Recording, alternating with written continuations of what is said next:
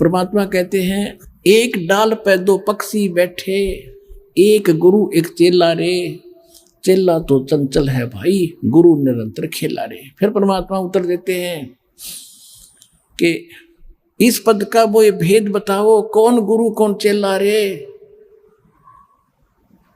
और फिर आपे उत्तर दे रहे हैं, कह कबीर सुनो भाई साधो, शब्द गुरु चित चेला रे, शब्द गुरु चित चेला रे। आप उत्तर दे रहे हैं कि कौन है गुरु कौन है चेला। एक डाल पे दो पक्षी बैठे, एक गुरु एक चेला रे।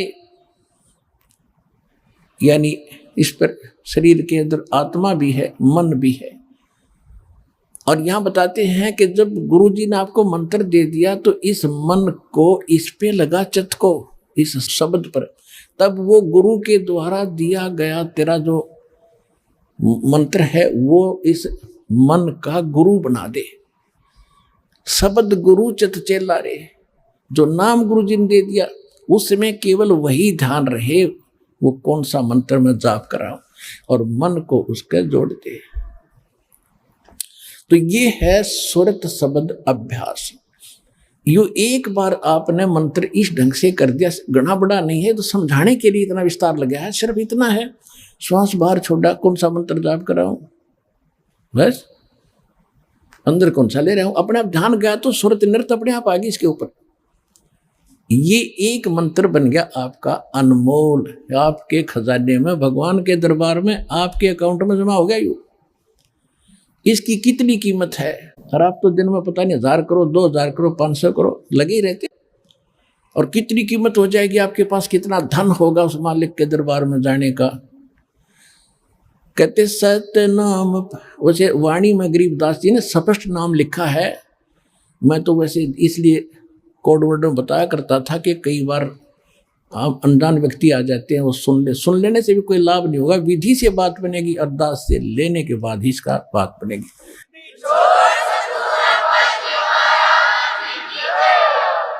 गरीबदास जी ने लिखा है, ओम सोहम पालड़ रंग होरी हो, मैं उसको सतनाम कह देता हूं कोड वर्ड और बनाने के लिए। गरीबदास जी ने सीधा लिखा है, ओम सोहम पालड़ रंग होरी हो, 14 लोक चढ़ावे राम रंग होरी हो, 3 लोक पासंग धर रंग होरी हो, तो ना तुले तुलाया राम रंग होरी हो। पृथ्वी लोक, स्वर्ग लोक और पाताल लोक, इन तीनों की कीमत रख दे एक तरफ, इनकी तो गिनती भी नहीं है, 3 लोग, इनकी तो गिनती नहीं, ये कितनी कीमत है। जैसे एक छोटी सी स्टेट का कोई मंत्री बन जाता है, हो फूला नहीं समाता, पता नहीं क्या पा गया, मुख्यमंत्री बन गया, और 5 साल के बाद मुंह लटका के फिर बैठ जाएगा गोड्डा में सर धर के। राजा लोग भी हुए थे, पूरी पृथ्वी के शासक हो गए, अंत में गधे बने और यहीं छोड़कर चले गए। और यह स्वर्ग के इंद्र का होता है, स्वर्ग का राजा, वो भी गधा बनता है अपना पूरा समय करके। परमात्मा कहते ये तो हमारे सौदे में नहीं, जिनको तुम बड़ी महिमा मानते हो, राजा बन गया, मंत्री बन गया, मुख्यमंत्री बन गया, तो बच्चे खेल रहे खिलौनों से। जिस दिन आपको ये ज्ञान होगा उस सच्चे भगवान का और सच्चे स्थान का और उस सुख का, तो क्या बताते हैं परमात्मा के 14 लोक चढ़ावे, शिव जी का लोक, विष्णु जी का लोक, शंकर जी का लोक, दुर्गा का लोक, धर्मराज का लोक, ब्रह्मलोक के अंदर वहाँ जो काल का स्थान है, और ये 88,000 खेड़े उसमें, और गोलोक वगैरह, ये 14 लोक बनते हैं। कहते इन 14 लोक की कीमत रख दे, यानी पूरे ब्रह्मांड में रख दे एक तरफ, और ये 3 लोक पृथ्वी स्वर्ग पाताल, ये तो पासंग, इनका ये तो सौदे में नहीं, इतनी कीमत है इस एक मंत्र की।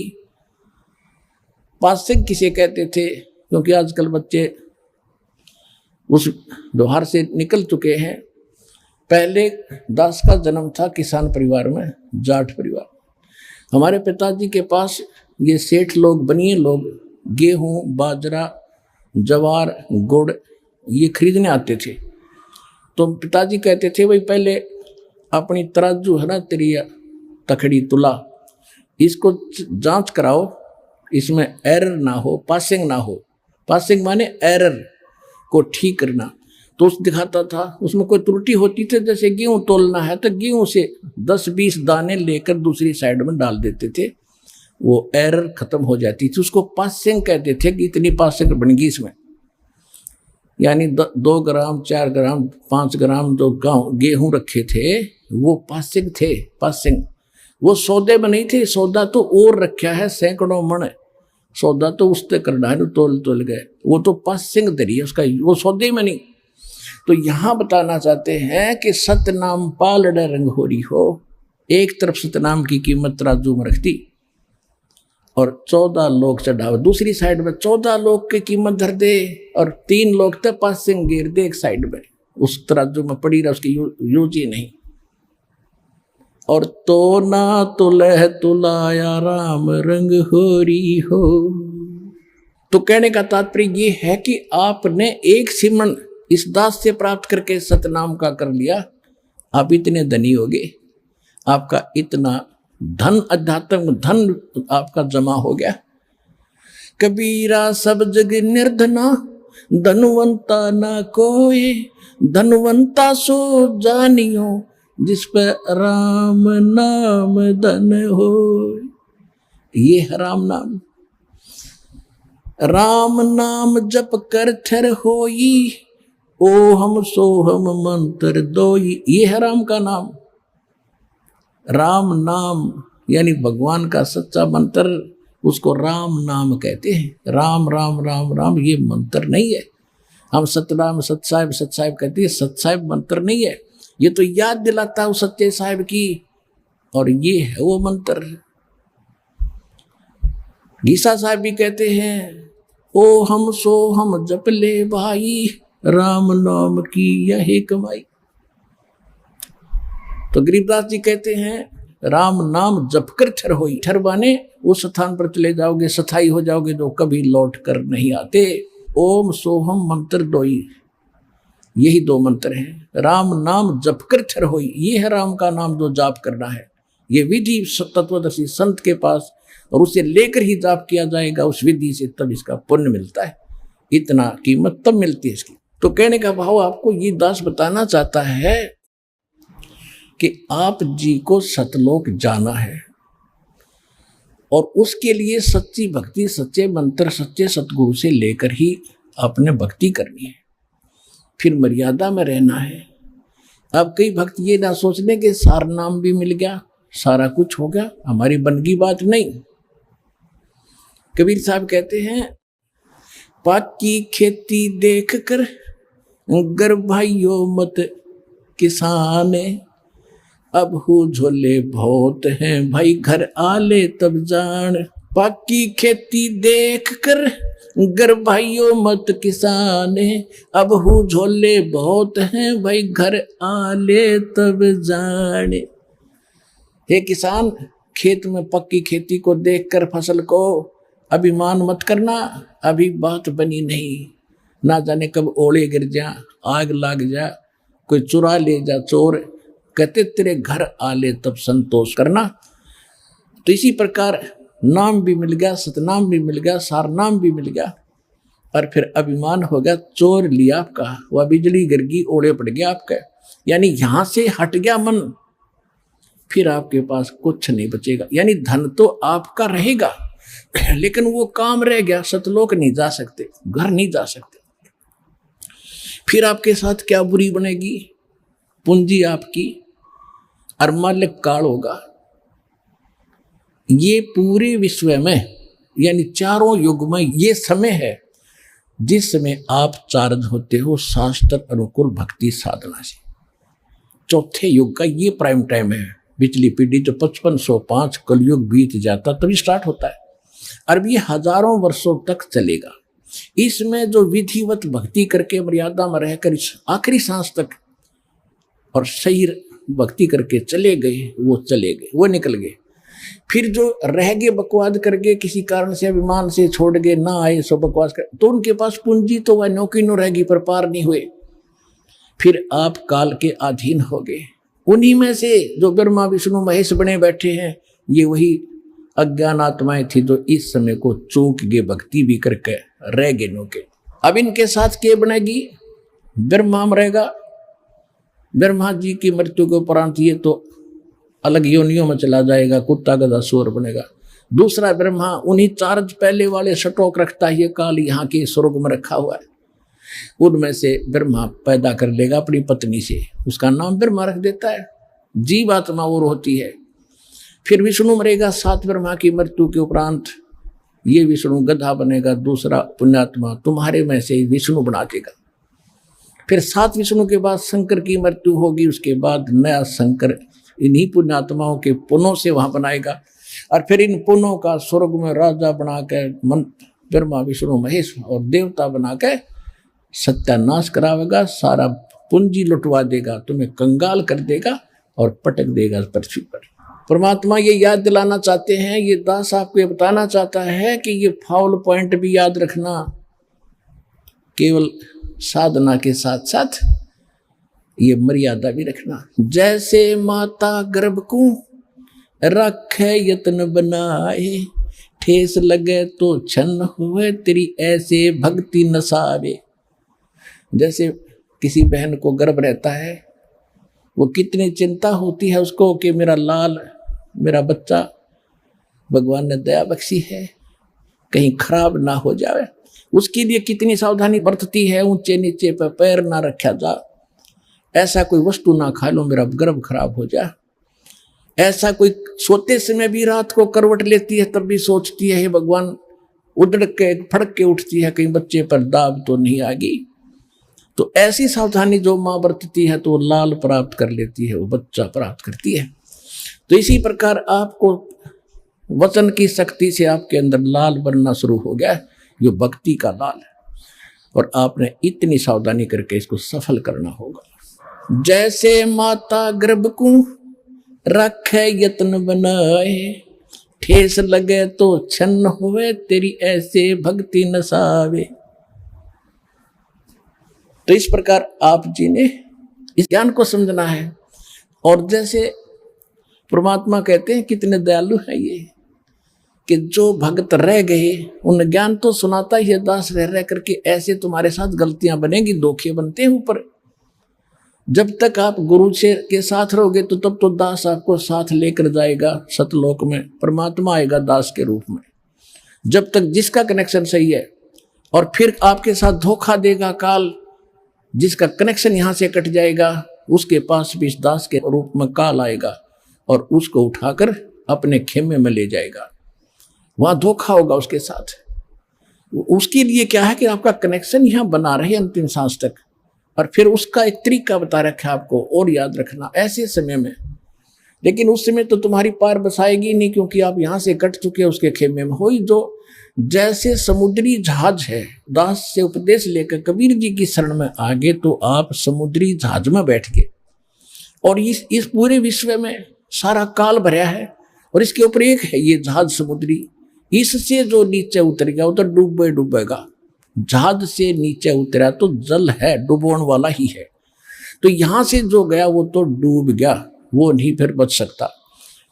इसलिए आप जी ने ये सावधानी बरतनी है कि यहां से आप बाहर गए तो सारे काम बिगड़े हैं, तो फिर नहीं बाहर पड़ेगी। जब तक आप इसमें हो फिर वह बात आपका असर होगी नहीं। आप तो पार हो ही रहे हो, जहाज में बैठे हो, निकल जाओगे इससे बाहर भवसागर से। तो जिस समय आप यहां से चलोगे, आप तो कनेक्टेड है, तो सही रास्ते से जाके त्रिकुटी पर पहुंचोगे। त्रिकुटी पर जाकर फिर 3 रास्ते बन जाते हैं। उसी त्रिकुटी पर काल का भी पूरा तामझाम है, वो भी धोखा देता है, इसी रूप में खड़ा हो जाता है। एक पॉइंट ध्यान रखना वहां पर, उसमें आप सतनाम का सिमरण शुरू कर देना।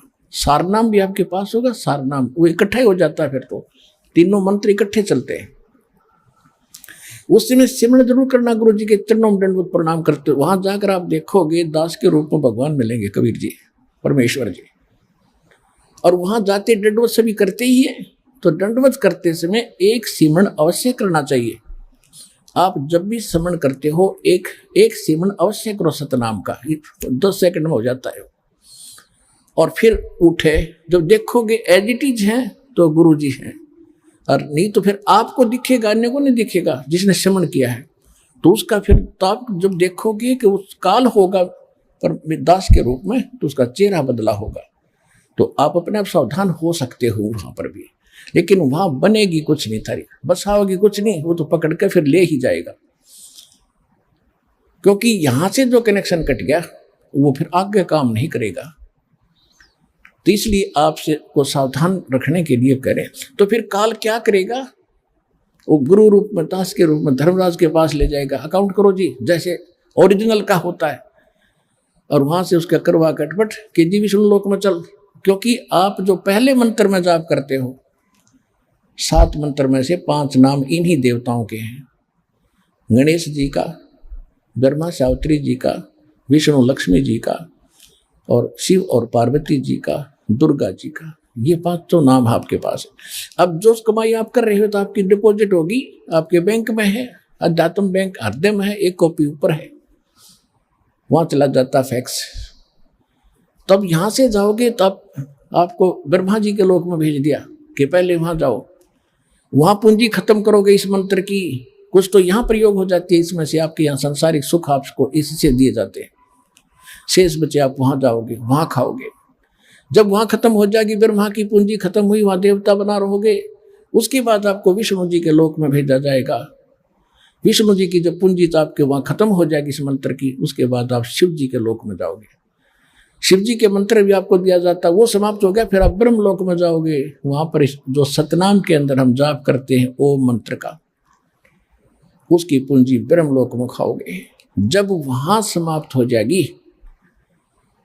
फिर उस काल ने के कर रखा है ब्रह्म लोक में, सतलोक, अलखलोक, अगम और अनामी लोक नकली बनवा रखे। उस दूसरे मंत्र की सतनाम की उन ऊपर के लोकों में आपकी पूंजी नाश कराओगा, और सार नाम की भी वही आपका उसको खराब कराने की चेष्टा करेगा। तो परमात्मा कहते हैं कि यदि अरे भले आदमी, तुझे उस समय भी मेरी याद आ जा। ये ज्ञान जो दास आपको दे रहा है, क्या बता रहा हूं कि ऐसा धोखा ना करियो, बहुत बड़ा छलावा होगा तुम्हारे साथ। आप यहां से देवता बन जाओगे, पूंजी तुम्हारी होगी, कमीशन इनका होगा, ब्रह्मा विष्णु महेश का, उनके होटल में रहोगे, सारे ठाठ देंगे, पर पुण्य तुम्हारे होंगे और भक्ति कमाई नष्ट तुम्हारी हो रही होगी। तो परमात्मा कहते हैं तुमने यदि वहां जाकर भी याद आ गई मेरी, शिव मंडल ब्रह्मापुरी चाहे विष्णु लोक में हो, हमरे गुण भूले नहीं तो आन छुटाऊं। तो यदि गलती बन गई और यहां से गुरुद्रोही होकर नहीं गए, 2 प्रकार के होते हैं विमुख गुरु जी से। एक तो होता है गुरुद्रोही बन जाता है, यहां से जाकर निंदा करना, मेरे बारे में बुराई करना, बकवास करना, वो तो हो गया गुरुद्रोही। एक वैसे ही छोड़ देता है लापरवाही में, किसी की बातों में आकर चल गुटी छुट्टी लाने लग गया, वो गुरुद्रोही नहीं हुआ। उसको संभाला जाएगा, गुरुद्रोही को नहीं संभाला जाएगा। और उसको संभाला भी तभी जाएगा जब वो वहां जाएगा ब्रह्मा विष्णु महेश के लोक में। अब क्या करता है ये काल, जब ये परमात्मा कहते हैं यदि तुम वहां चले गए विष्णु के लोक में, शिव जी के लोक में, तुम्हें वहां बात याद आ गई कि गुरु जी तो ये कहा करते हैं हमने तो सतलोक जाना है, यहाँ आए हुए व्यक्ति तो वापस जन्म मरण में होते हैं, हमारी पूंजी नष्ट होती है। कहते वहां भी अगर तू तड़फेगा, मुझे याद करेगा, वहां से भी छुटवा लाऊंगा। शिव मंडल ब्रह्मापुरी चाहे विष्णु लोक में हो, हमरे गुण भूले नहीं तो आन छुटाऊं तारे।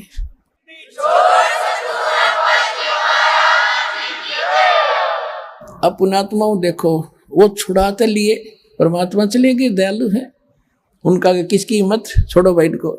लेकिन अब आपको कहाँ ले जाएंगे वो?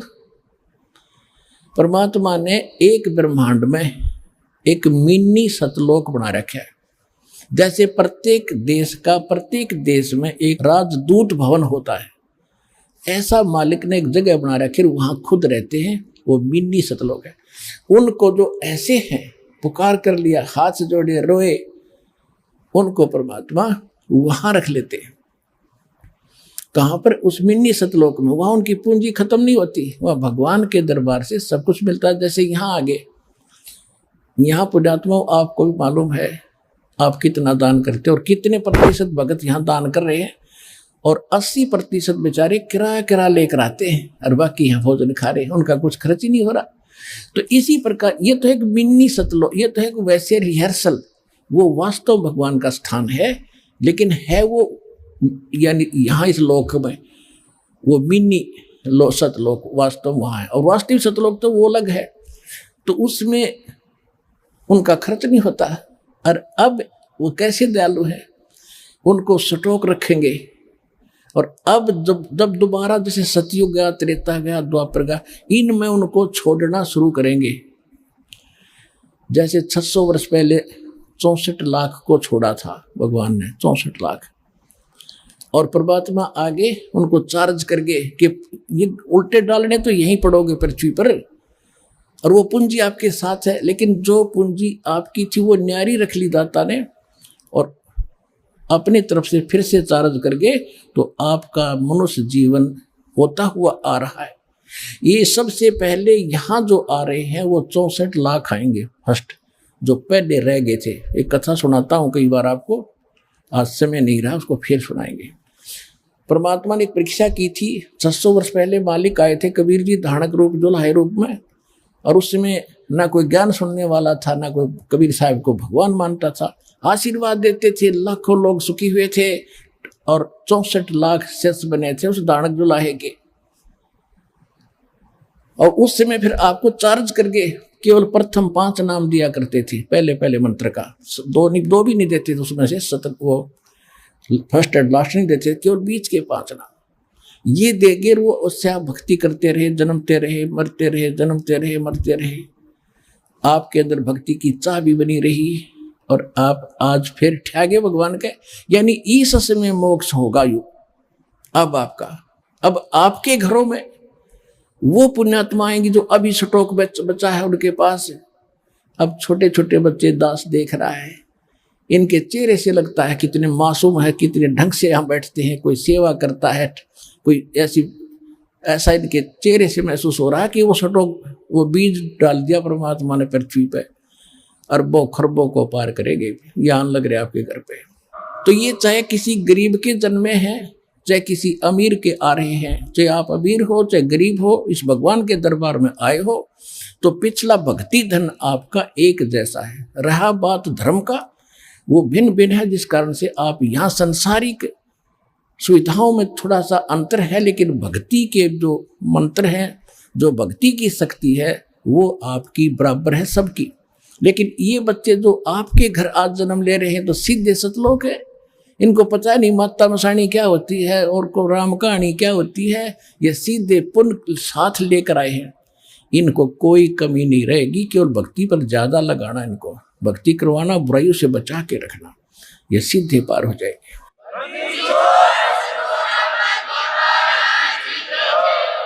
तो ये सभी मिलकर जो 64 लाख हैं, ये पहले ये होंगे, फिर पूरे विश्व में ये जाएगा ज्ञान, पूरा पृथ्वी पर परमात्मा की भक्ति उसके बच्चे किया करेंगे। अपने आत्मा वो भक्ति बनेगी कैसे, कितनी श्रद्धा कितनी आस्था अपने बनानी पड़ेगी, तब जाकर ये बात सिरे चढ़ेगी। कैसे? लागी का मार्ग और है, लग चोट काल जा करके, लग चोट काल जा करके, लग चोट काल जा करके, लागी का मार्ग और है, लग चोट काल जा करके। कहते हैं जब भगवान की लगन लगेगी, लागी लगन, हृदय में एक न्यारी कसक उठेगी, न्यारी कसक उठेगी, और उस भाव से जो भक्ति बनेगी वो सिरे चढ़ेगी। एक ऊपरले मन से भक्ति और भाव दान करने से लाभ नहीं होगा। क्या क्या बताते हैं, इस परमात्मा के पाने के लिए राजाओं ने राज त्यागे, कैसी कैसी कठिन साधनाएं की, पर बात नहीं बनी। लागी का मार्ग और है, लग चोट काल जा करके, लग चोट काल जा करके, लग चोट काल जा करके, लागी का मार्ग और है, लग चोट काल जा करके। करकड़ा क्या अर्थ होता है? कबीर साहब कहते हैं कि जिस समय आप भक्ति में लौलीन हो गए, आपकी ऐसी दशा बन जाएगी। कबीर वैद बुलाइया और पकड़ के देखी बाँ, वैद न वेद न जाने ही मेरा करक कलेजे माँ। होय होय। कहते हैं घर वालों ने सोचा कि बेटा किस मर्द ने खा लिया, यो ढंग से ना बोलता किसी से, ना ढंग से रहता, अकेला रहता है, कोई खुशी मनाता नहीं है, कि रोग ने ग्रस्त कर लिया इसको। वैद बुला लिया, डॉक्टर, और बाँ पकड़ के देखा करते, नाड़ी के वैद होते थे। कहते उस वैद ने मेरे जो वेदन है, मेरा जो दुख है, मेरा जो कसक है, करक है, मेरा जो रोग है, वो समझ नहीं सका। क्यों नहीं समझ सका? क्योंकि वो तो मेरा कलेजे में करक लाग रही भगवान के नाम की। कबीर वैद बुलाइया पकड़ के देखी बाँ, वैद न वेद न जाने ही मेरा करक कलेजे माँ। उस भगवान की कसक है, तो वो बताई जा रही है।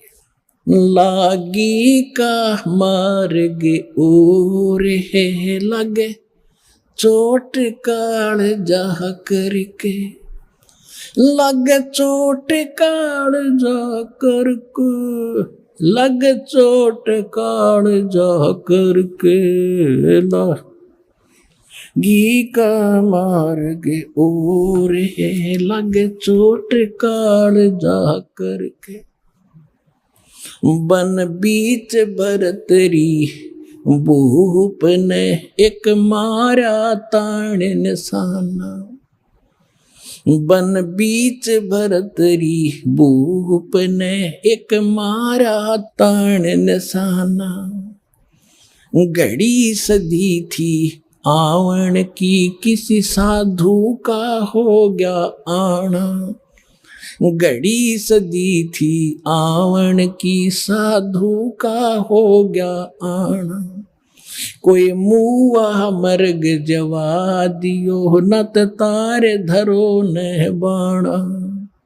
वो जिंदा कर दिया डोर था, शिष बना परीक्षा करके, शिष बना परीक्षा करके, शिष बना परीक्षा करके।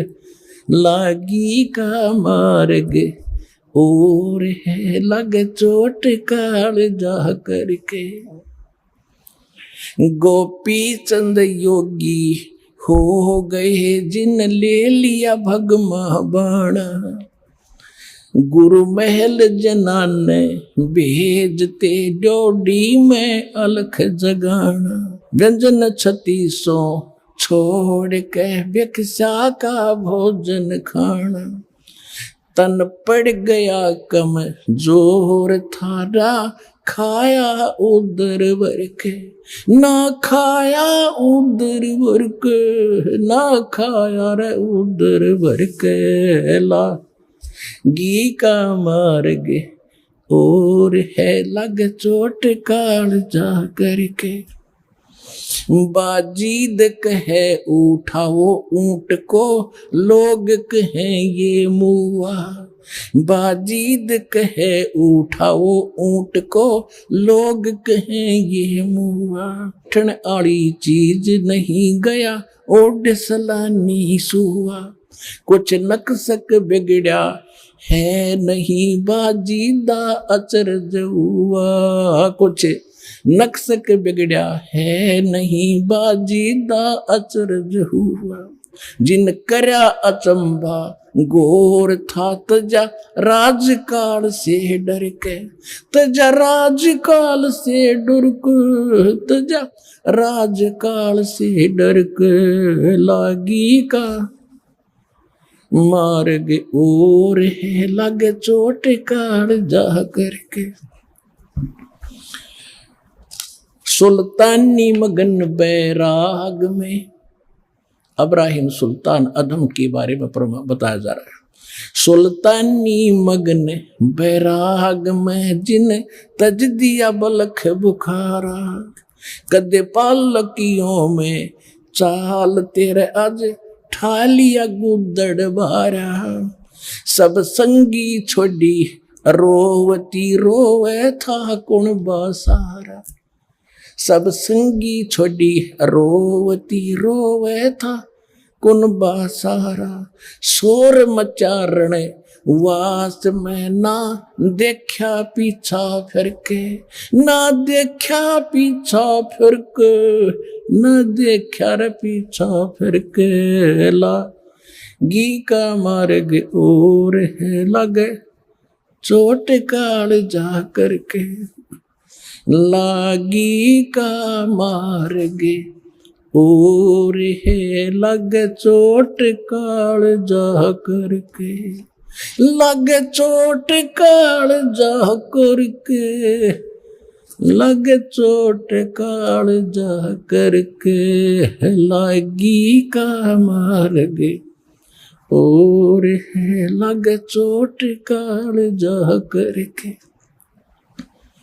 कुएं में शेख फरीद ने कैसी मीठी बोली बासा।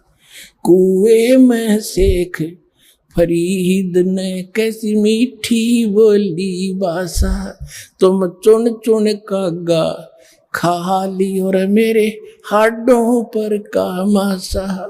तुम चुन चुन कागा खा ली और मेरे हाडों पर का मासा। मेरी दो नैना ना छेड़ियो मोहे राम मिलन की आशा। मेरे दो नैना मत छेड़ी और मोहे राम मिलन की आशा। दिन करी तपस्या गोर थी वो होए आसरे हर के। वो होए आसरे हर के। वो हुए रे आसरे और के। लागी का मार्ग और है लग चोट काल जा करके। लग चोट काल जा करके। लग चोट काल जा करके। लागी का मार्ग और है लग चोट काल जा करके। पीपा दरिया में कूद गए रटिन कैसी करी डेठाई। वो नर पाला जीत गए जिन सिर धड़की बाजी लाई। वो नर पाला जीत गए जिन सिर धड़की बाजी लाई। कह मंगलानंद चेतियो तुम सोच समझ मेरे भाई। कह मंगलानंद चेतियो लो सोच समझ मेरे भाई। बिन चेते यु झूठा शोर है कुछ जाइयो सुकर्म करके। कुछ जाइयो सुकर्म करके। कुछ जाइयो रे सुकर्म करके। लागी का मार्ग और है लग चोट काल जा करके। पुणात्माओं, इसको सत्संग कहते हैं, इसको तत्व ज्ञान कहते हैं। अब देखो, गोपीचंद यानी भर्तृ, ये दो अलग अलग थे। भर्तृ भी राजा थे, गोपीचंद भी राजा थे। भर्तृ जी एक दिन राजाओं में ये कुबद पैदा कर देता है। काल ये बकवाद घनी करते हैं, सारे पाप करते हैं, बेशक कितनी अच्छी आत्मा का हो। जंगल में गए हुए थे शिकार करने के लिए। सुबह सुबह एक मर्ग को मार दिया तीर से भर्तृ जी राजा ने। उसी समय गोरखनाथ आगे साधु, उसने कहा, रे ए भाई कौन है तू, और तूने ये भगवान का बच्चा क्यों मार दिया। भर्तृ ने कहा कि मैं राजा हूं। भर्तृ नाम है मेरा साधु। तो भले आदमी तेरे बेटे को कोई मार दे, तू क्या सजा देगा उसको कि उसकी खाल उतार दूं? तो ये भगवान का बेटा मार दिया तूने, तेरी खाल उतारेगा।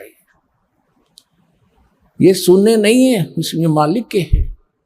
तू तो 2 दिन का राजा है यहाँ, कल तेरी मृत्यु हो जाएगी, तू कहाँ जाएगा पता नहीं, फिर तूने बदला देना पड़ेगा, ये तेरा शिकार करेगा। अब उसमें भगवान से डरने वाले होते ही हैं, अच्छी आत्मा होती है जो आगे भक्ति करती हैं, चाहे वो राजा भी थे। तो वो कुछ संतोष हुआ, ज्यादा नहीं कुबद करी संत के साथ। उसने कहा कि यदि तू संत है, शिक्षा दे रहा है, तेरे पास कोई शक्ति है, इस मर्ग ने जीवित कर दे जो मैंने मार दिया, मैं तेरा चेला बन जाऊंगा। गोरखनाथ जी ने वो जीवित कर दिया और भर्तृ उसका चेला बन गया। तो भर्तृ को क्या मिला? खाक मिली।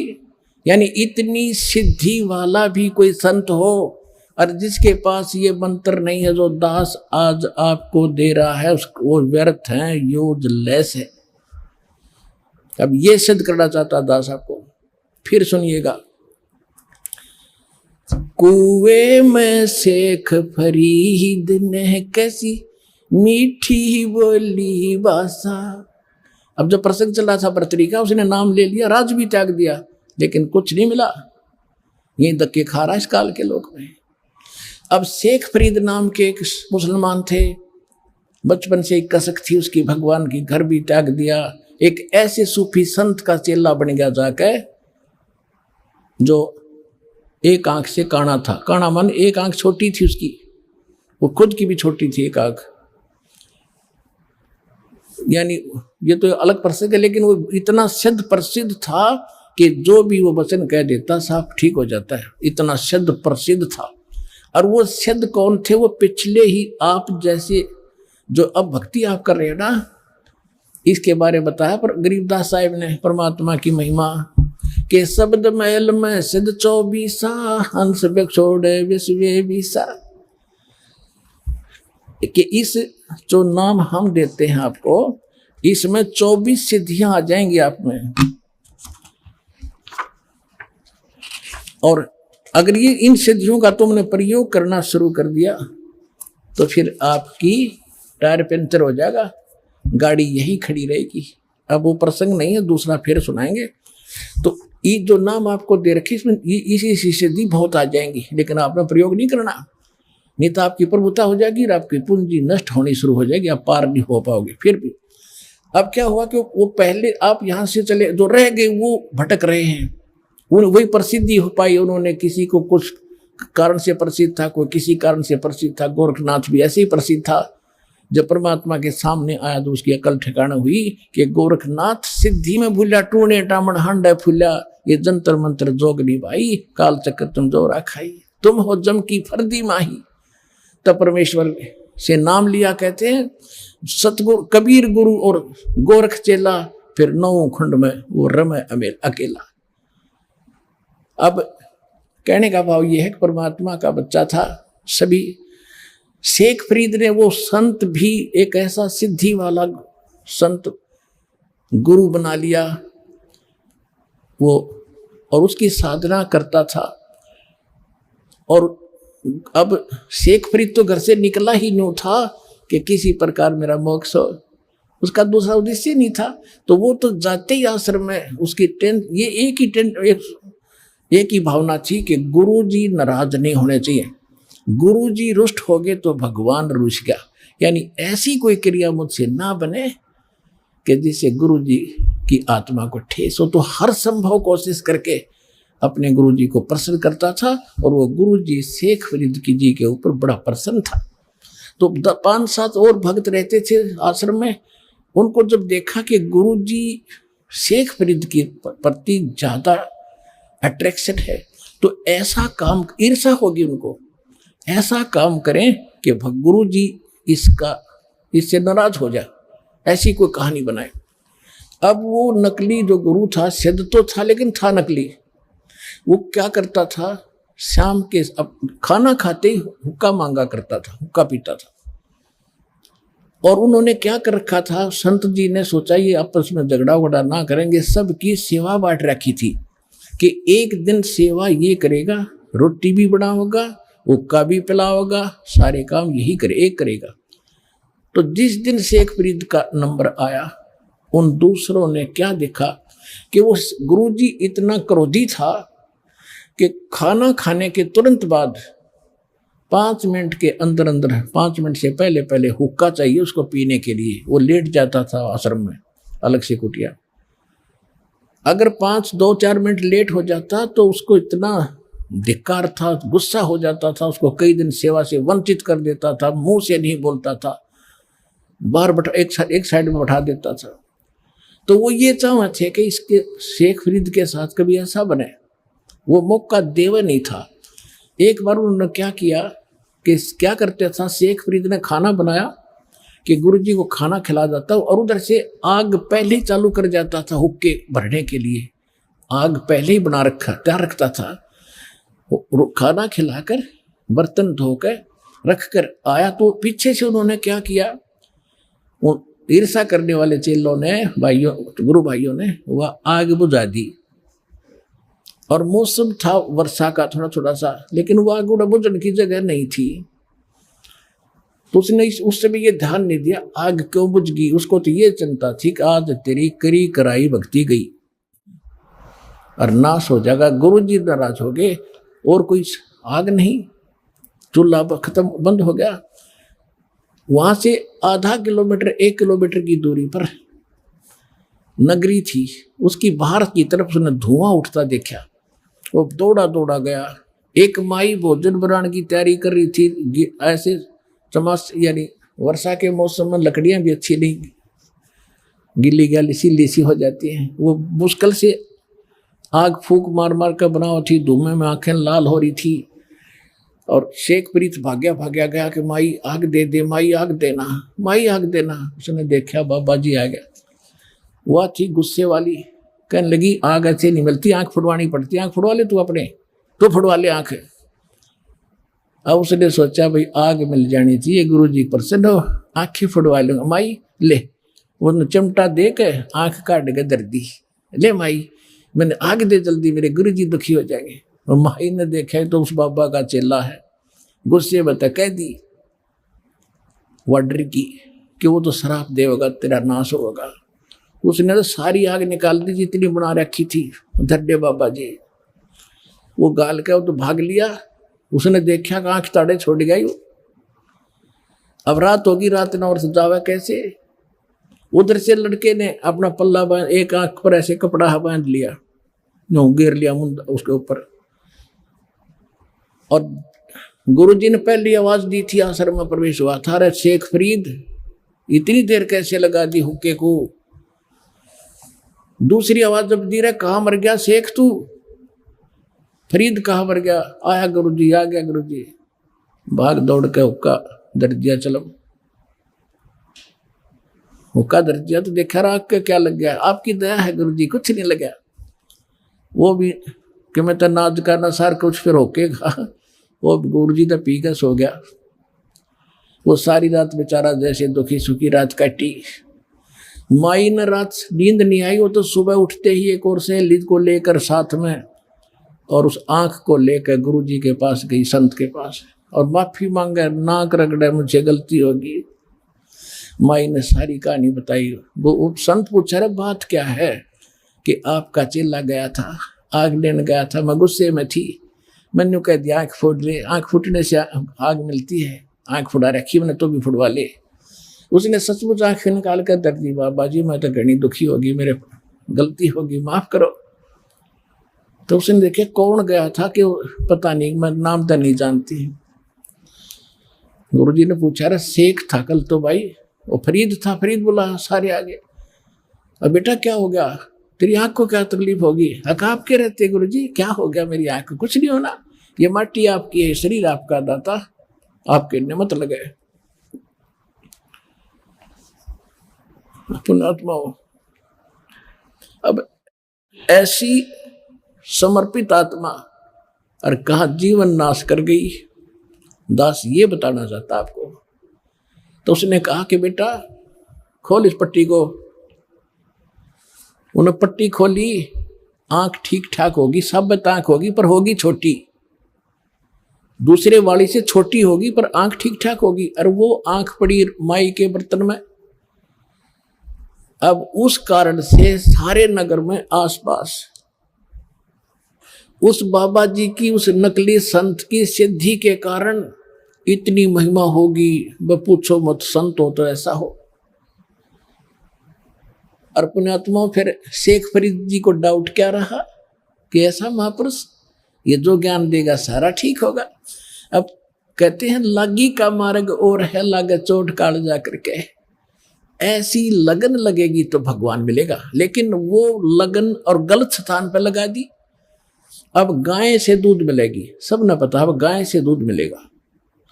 और गाय की जगह किसी ने गद्दी दे दी होगी, या गाय है काट ले, भर ले बाल्टी, उसने कितना चारा खुआ लियो और कितना उसने कुछ कर लिया, वो गाय वाला काम नहीं कर सकती। श्रद्धा भी स्थान पर हो, ठीक ठिकाना हो, और फिर लगन लगावे। बबूल का बीज बोके और आम चाहने के लिए उसकी पूरी सेवा भी करता रहे, अंत में बबूल ही लगेंगे, आम नहीं लगेगा। आम के लिए तो आम का बीज बोकर फिर वह लगन लगानी पड़ेगी, जिस तरह बबूल के पेड़ को प्रफुल्लित करने के लिए किया था। तो यानी आम का बीज बोकर भी वही श्रद्धा रखनी पड़ेगी, वही तरीका अपनाना पड़ेगा, तब ये बात बनेगी। फिर क्या हुआ, कुछ दिनों के बाद वो संत की मृत्यु होगी, सूफी संत मुसलमान की। और वहां फरीद जी, वो 5-7 जो बच्चे रह गए थे, आपस में उनके मन मुटाव होता था। तो वो क्या करता था, अपना वहां से निकल गया और एक कहीं जाकर साधना करी 12 वर्ष तक। और 12 वर्ष में केवल 1.25 मन अन्न खाया, 50 शेर 1.25 मन। अब 12 वर्ष में कितने, एक वर्ष में 365 दिन, और 12 वर्ष में कितने हो गए। और प्रतिदिन एक इंसान जीने के लिए कितना भोजन खाता है, आइडिया लगाना, 100 मन खा जा 12 साल में एक व्यक्ति। और वहां पर 40 किलो खाया 12 साल में, 50 किलो, तो शरीर तो कंडम हो गया, मांस रहा नहीं, अस्थि पिंजर शेष रहा। एक दिन वो लेटा ऐसे बैठा था, बैठ कर जैसे भी साधना कर रहा था, कौवे आ गए। उन्होंने सोचा ये मनुष्य मर गया। आसपास आकर बैठे चार सब जगह देखा, वो तो मांस तो उस पर था ही नहीं था, खाल और हाड़ माथे पर बैठ गया आके। उन्हें आंख दिखी कुछ इनमें मांस है, तो उन्होंने कोशिश की कि आंख निकाल ले इसकी, अपना पेट भरेंगे। तब शेख फरीद ने कहा, हाय कुएं में शेख फरीद ने कैसी मीठी बोल। फिर वो क्या किया उसने कि भाई यहाँ तो ये कौवे दुखी करेंगे मैंने, और वो कुएं में लटक गया उल्टा जाके। जब ये बाणी बोल करे, कुएं में शेख फरीद ने कैसी मीठी बोली बाणी, कुएं में शेख फरीद ने कैसी मीठी बोली बासा, तुम चुन चुन कगा खा लियो रे मेरे हाडों पर का मासा, तुम चुन चुन कगा खा लियो रे मेरे हाडों पर का मासा, मेरे दो नैना मत छेड़ना मोहे राम मिलन की आशा, मोरे दो नैना मत खाइयो भाई मन राम मिलन की आशा, जिन करी तपस्या घोर थी वो होए आश्रय अर्के, वो होए आश्रय हर्के, वो होए आश्रय हर्के, लागी का मार्ग और है लग चोट काल जा करके। अब देखो कितनी प्यारी आत्मा, परमात्मा के लिए शरीर की परवाह नहीं की, क्योंकि वो भगवान के लिए निकली थी। अब जैसे 12 साल और ये अन्न खावा, वो जीवित रह सकता है, लेकिन परमात्मा के नाम पर आश्रित था, तो उसकी लाज कबीर साहब रखते हैं कि तेरे नाम पर बैठा है, इसने ढोल दे डले, यो जब मानेगा जब कति कंडम हो लेगा। अब शेख फरीद ने सोचा कि भाई नाश बात बिगड़ गया था, ना भगवान मिला, शरीर अंत होने को आ गया, कौवे आंख भी खा जाएंगे, फिर मैं कितना जोगा नहीं रहूंगा, भगवान का दर्शन कैसे करूंगा। अब जैसा उस गुरुजी ने साधना बता रखी थी वो तप करने लग गया बेचारा, वो तपस्वी थे, जैसी भांग उबो रहा था वो चेले को शिक्षा दिया गया। अब चेला तो वही होता, उसने समर्पण कर ही रखा था, जो गुरुजी कह दी सारी सच्ची है, ऐसा ही करूंगा। लेकिन उससे मिलना कुछ नहीं था, जब तक पूर्ण संत नहीं मिलेंगे। अच्छा फिर क्या हुआ, उसने सोचा बाहर रहूंगा तो ये खाएंगे, कौवे खा जाएंगे, फिर कुएं में लटक गए। फिर वो यही अर्जी ला रहा था, रे कौव्यो मेरे आँखें छोड़ दियो भाई, क्योंकि बाहर तो आना ही पड़ता है, थोड़ा बहुत फ्रेश फ्रूश होने के लिए भी। रो रहा है, फिर भी रो रहा कि भगवान मिला नहीं, अब क्या होगा, अब कहाँ जाऊंगा, जीवन अंत हो गया, दर्शन वाले के हुए नहीं। अब परमात्मा आए, परमेश्वर जो भगवान है हमारे, जो जन मेरी शरण है ताका हूँ मैं दास, गेल गेल लाग्या फिरूं जब तक धरती आकाश। ये शेख फरीद वही था जो इस कलयुग में भी चल गया था पिछली पीढ़ी से, और साथी मालिक ही था, सोच रखा था मैं जिस धर्म में जन्मया हूँ यही से मोक्ष होगा। धर्म का इसमें कोई रोल नहीं, धार्मिकता का रोल है, और सच्ची भक्ति होगी, कोई धर्म हो कोई जाति हो, मनुष्य जीवन हो वो पार होगा। अब कबीर परमेश्वर जी आए एक साधु रूप बना के, जिंदा महात्मा का, कुएं पर खड़े हो गए, रस्सा बांध कर वृक्ष के, और नीचे लटका हुआ था पैरों के बांध के शेख फरीद। नीचे ने सिर था, ऊपर ने पैर थे। परमात्मा ने नो का नो पकड़ कर रस्सा बाहर निकालना, जो तड़प रहा था। अब पुकारता अपने अपने गीता अपने सुना करे, हमारा बाप ही कबीर साहब है, सत्पुरुष है। जब उसने बाहर खींचा तो पहले क्या करते थे, पाली आ जाते थे ग्वाले, वो शेख फरीद तपस्या कुएं में करता था, बाहर आकर थोड़ी बहुत देर बैठता था, तो पाली उसके रस्से को पकड़ के डंडी से ऐसे हिला देते थे। वो कभी इधर लगता था कुएं में, कभी इधर लगता था, वो फिर यूं कर लेता था। पाली छोड़ छाड़ कर थोड़ी देर छेड़ छाड़ कर चले जाते थे, कोई बद्दुआ नहीं देता था। प्रार्थना करता था, भाई ना छेड़ो मुझे, मैं अपना काम कर रहा हूं। तो उसने सोचा उस दिन कि आज तो ऐसा शरारती व्यक्ति आ गया, इसने मैं बाहर निकाल लिया। पहले तो छेड़ छाड़ कर चले जाते थे, मैं थोड़ी देर में हो जाता था सेंटर में। उसने कहा, शेख फरीद ने कहा कि भाई आप कौन हो, मुझे ना तंग करो, मैं अपना काम कर रहा हूं, तुम अपना करो। साधु संतों को छेड़ ऐसे नहीं सताया करते। परमात्मा बोले, आप क्या कर रहे हो महात्मा जी? कि मैं भगवान के लिए तड़फ रहा हूं, भगवान के दर्शन करने के लिए, दीदार करने के लिए मैं भक्ति कर रहा हूं, मुझे करने दे, थोड़ा ही समय रह रहा है, मैं अपने भगवान के दर्शन करूंगा।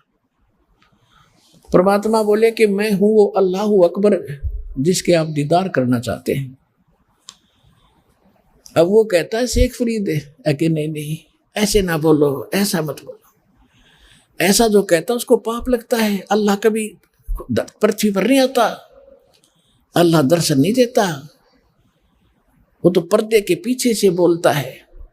परमात्मा बोले, आप किस लिए यहां कर रहे हो? आप कह रहे हो कि मैं भगवान के दर्शन के लिए और प्रयत्न कर रहा हूं, दीदार करूंगा उसके।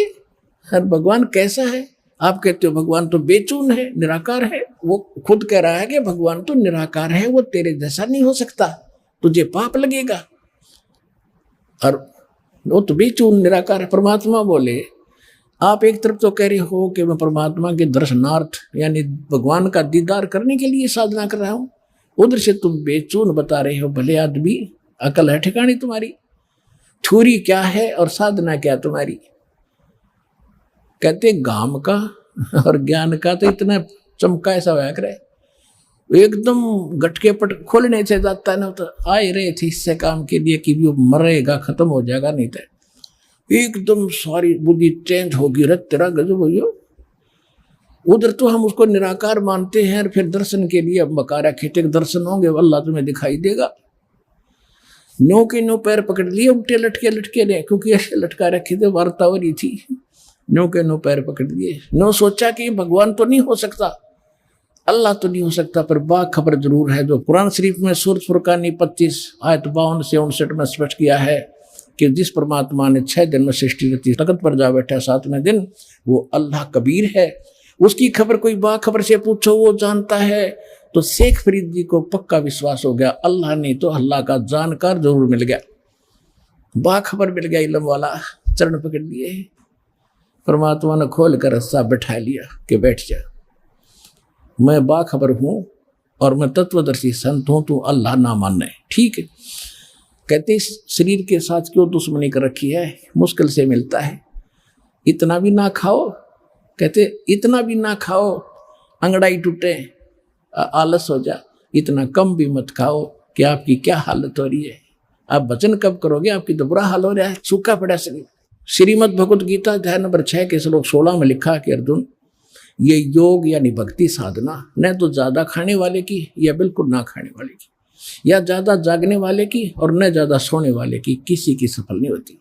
सूक्ष्म वेद में बताया है कि प्रथम अंजल संयम रखे, संयम करे खाने और पीने पे, और योग युगत सब सतगुरु भाखे।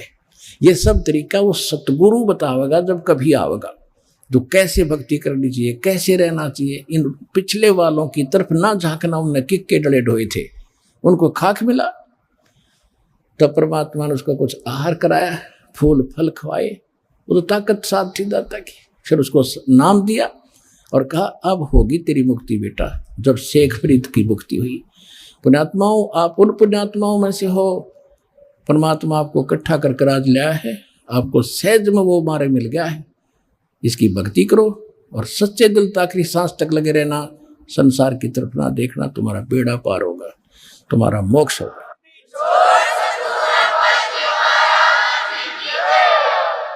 वो कंप्लीट कोरस इस दास के पास है, परमात्मा कबीर जी का दिया हुआ है, और आपका और आपके 101 पीढ़ी पार होगी। लिख लेना भी सकते हैं अगर सच्चे दिल तक लगे रहे।